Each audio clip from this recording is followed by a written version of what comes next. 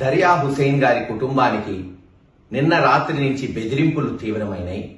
Police వాళ్లే పోయి వాళ్ళ ఇళ్లకు పోయి మీరెట్టన్నా కేసు వెనక్కి తీసుకోవాలి, లేదు పోలీసులకు సంబంధం లేదు అని ప్రెస్ మీట్లు పెట్టాలి, సంతకాలు పెట్టివ్వాలని బెదిరిస్తున్నారు కొంతమంది అధికారులు. అదేమంటే ఎమ్మెల్యే ఎరపతినేని శ్రీనివాసరావు పంపించాడు, పైన ఉన్నతాధికారులు పంపిస్తున్నారు. అందరికీ నమస్కారం. నా పేరు షేక్ అమీర్ ముసఫీక్. మా వారి పేరు షేక్ దరియా హుస్సేన్. మాది పిడుగురాళ్ల. నేను 2016లో ఇల్లు ఒకటి కొనుగోలు చేయడం జరిగింది. ఆ ఇంటి తాలూకు పులుకూరి లక్ష్మి, పులుకూరి ప్రశాంత్ నన్ను బాగా ఇబ్బంది పెట్టి నా దగ్గర 10 లక్షల రూపాయల డబ్బులు తీసుకొని మరి నాకు డబ్బులు ఇవ్వలేదు అంటూ 10 సంవత్సరాల నుంచి నన్ను నా భర్తని ఒకటే వేధింపులకి గురి చేస్తూ ఉన్నారు. ఆ వేధింపులకు భరాయించలేక మా ఆయన 15వ తారీఖు రోజు ఆత్మహత్యకు పాల్పడ్డారు.